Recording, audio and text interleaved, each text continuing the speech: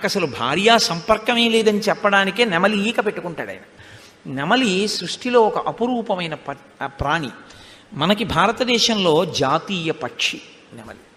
కాబట్టి ఇప్పుడు ఆయన అంటున్నాడు రామచంద్రమూర్తి, చూశావా, మయూరస్య వనే నూనం రక్షసానహృతా ప్రియా తస్యాన్ రుచితి నమ్యేషు వనేషు సహకాంతయ.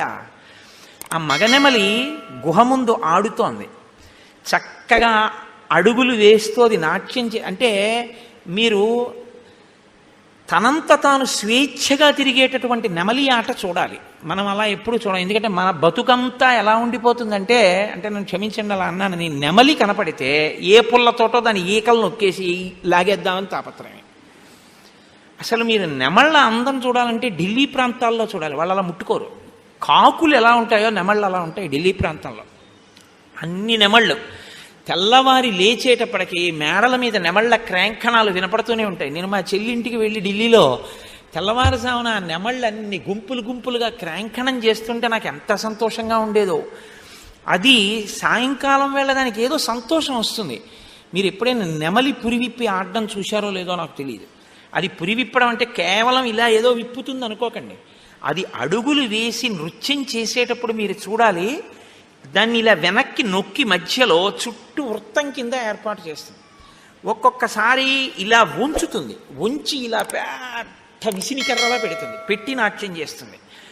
అది సంతోషం కలిగినప్పుడు ఆ వెనకాతల ఉండేటటువంటి ఆ పింఛాన్ని ఆధారం చేసుకుని అది ఆడేటటువంటి తీరు అత్యద్భుతంగా ఉంటుంది.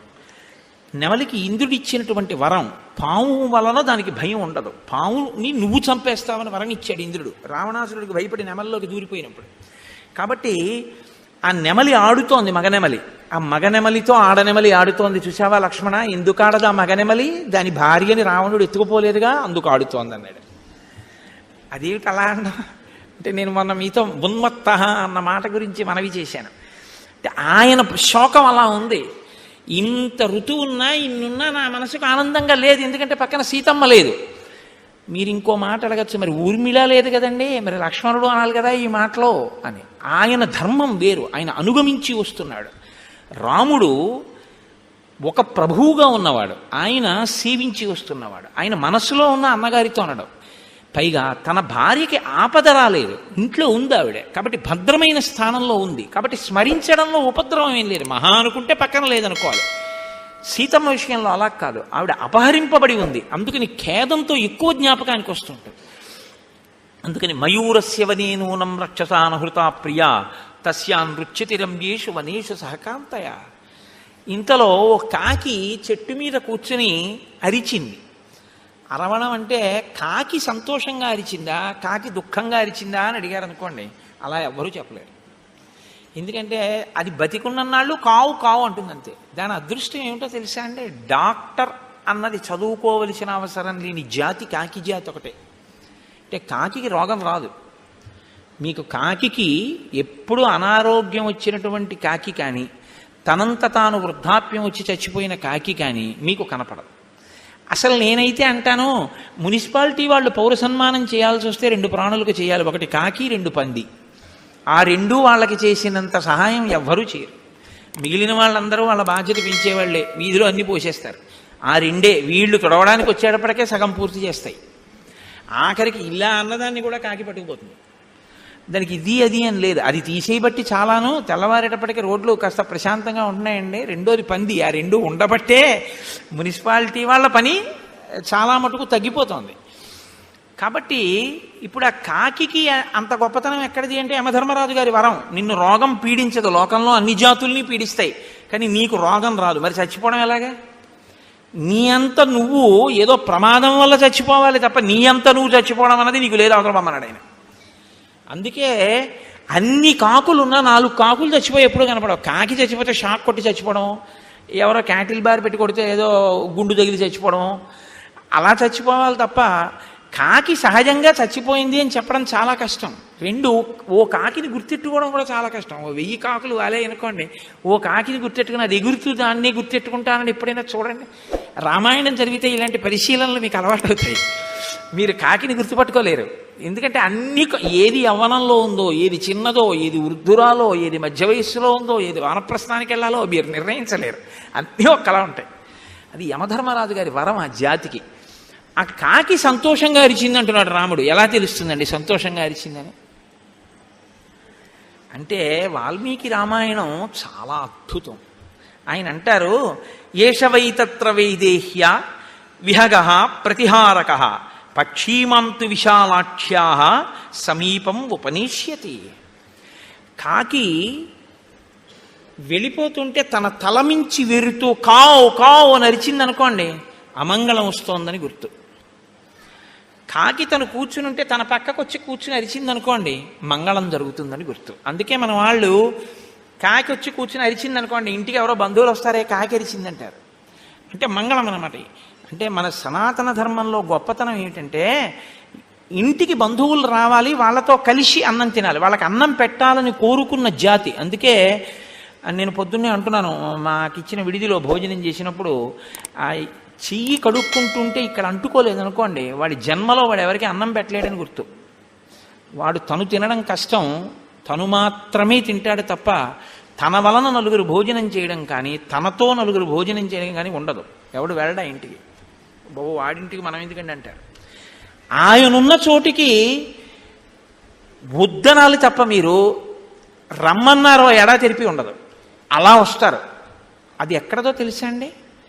అన్నాన్ని అమృతంగా తినమని, అరచేతి యందు అమృతం ఉంటుందని, చేతితో అన్నం తినగలిగినటువంటి ప్రాణులలో సర్వోత్కృష్టమైన ప్రాణి మనుష్యుడు. అన్నం తింటే కలుపుకు తినాలి, తింటే అరచేయి అంతా అంటుకుని ఇక్కడ వరకు కడుక్కోవలసి రావాలి అని. ఇక్కడ వరకు కడుక్కోవలసేటట్టుగా అరచేతిని ఎవడు కడుక్కునేటట్టు అన్నం తింటాడో వాడు తాను తిని నలుగురికి పెడతాడు అని. అందుకని మీకు ఈ తరంలో బహుశా చెప్పేవాళ్ళు ఉండరేమో, టీవీ చూడమనేవాళ్లే తప్ప సీరియల్స్ గుర్తుంటాయి కానీ అవి గుర్తుంటాయా నాకు అనుమానం.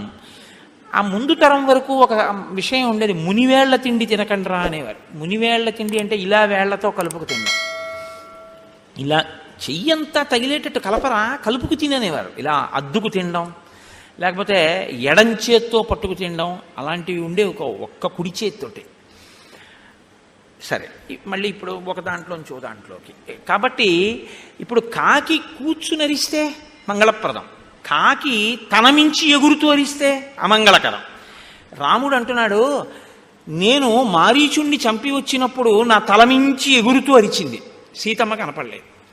ఇప్పుడు లక్ష్మణ చెట్ల మీద కూర్చుని అరుస్తోంది. కాబట్టి తొందరలో సీతమ్మ దర్శనం మనకు అవుతుంది, సీతమ్మతో కలుస్తాం. చూసావా, ఈ పక్షి అప్పుడు చెప్పింది ఇప్పుడు చెప్తోంది, అప్పుడు అమంగళం చెప్పింది ఇప్పుడు మంగళం చెప్తోంది అన్నాడు. మీతో నేను శకున శాస్త్రం అన్నాను కదండి, రామాయణం శకున శాస్త్రం. కాబట్టి ఒక మంగళాన్ని మంగళంగా స్వీకరించగలిగి ఉండాలి మీరు. అందుకే పూర్వం ఏదైనా తింటూ ఏం చేసేవారంటే ఓ 4 తీసుకెళ్ళి అలా పడేసేవారు కాక్కు దేనికి. అయితే నేను మీతో ఒక సూక్ష్మం చెప్పవలసి ఉంటుంది. ఎప్పుడైనా సరే మీరు ఒకటి జ్ఞాపకం పెట్టుకోండి, పిడచ కట్టి విస్తరి పక్కన పెట్టకూడదు.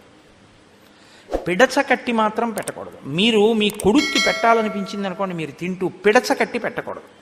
కొత్త ఆవకాయ కలుపుకున్నారండి, ఈ ఋతువులో అది చాలా ఎక్కువ. కొత్త ఆవకాయ తను మాత్రమే కలుపుకుని తిన్నటువంటి తల్లి లోకంలో ఉండదు. కలుపుకోగానే ముందేం చేస్తుందంటే, ఎంత ధర్మాత్ముడు అవనవండి, ఎంత అనుష్ఠాన తత్పరుడు అవనవండి, ఏమండి ఇదిగో కొంచెం చూడండి, రుచి చూడండి అంటది. తిని చూడాలి, లేకపోతే అంతకన్నా ఘోరం ఇంకోటి లేదు. గృహస్థాశ్రమంలో తినాలో చారో ముద్ద.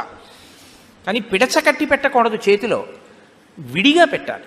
మీరు భూతబలి కొరకు పక్కన పెట్టినా అన్నాన్ని ఇలా తీసి పెట్టాలి తప్ప పిడచ కట్టి పెడితే అది వేరు. మన దాంట్లో పిడచలు పెట్టడం అన్నది ఇంకొకప్పుడు. ఎప్పుడు పడితే అప్పుడు ఇంట్లో ప్రతిరోజు పిడచలు పెట్టడం, పిడచలు తీసుకెళ్లి వీధిలో పడేయడం, ఇది ఈశ్వరుడు మంగళప్రదం ఇచ్చినా నిత్యతద్దినం ఇంట్లో పెట్టుకున్న వాడితో సమానం అవుతాడు. కాబట్టి అలా పిడచల జోలికి వెళ్ళకూడదు. కాబట్టి ఇప్పుడు రాముడు ఇలా బాధపడుతుంటే సీతమ్మ గురించి లక్ష్మణస్వామి అన్నారు, ఉత్సాహో బలవాన్ నార్య నాస్తుత్సాహత్పరం బలం సోత్సాహస్యాస్తి లోకేస్మిన్ నకించిదపి దుర్లభం. అన్నయ్య, నువ్విప్పుడు సీతమ్మ పక్కన లేదు అని ఇంత బాధపడుతున్నావు, నీకు ఈ శోకము ఎంత కలిగితే నువ్వు అంత కృంగిపోతున్నావు. శోకము మనిషిని పాడు చేస్తుంది. శోకాన్ స్థానంలో నువ్వు దేన్ని పెట్టుకోవలసి ఉంటుందో తెలుసా? ఉత్సాహమును పుంజుకోవలసి ఉంటుంది, ఉత్సాహమును నింపుకోవలసి ఉంటుంది. అది తనంత తాను వచ్చేది కాదు, నీ అంత నువ్వు పెంచుకోవలసింది. నీ అంత నువ్వు పెంచుకుంటే ఉత్సాహంగా ఉంటావు. ఉత్సాహంగా ఉండేటటువంటి వాడు బంతి లాంటి వాడు, శోకంతో ఉండాలనుకునేటటువంటి వాడు మట్టి ముద్ద లాంటి వాడు. మట్టి ముద్దని ఇలా అన్నారనుకోండి, అంతే నేలకు అంటుకుంటుంది, ఇక మళ్ళీ పైకి లేవదు. బంతి నేల మీద పడుతుంది కానీ పైకి లేస్తుంది.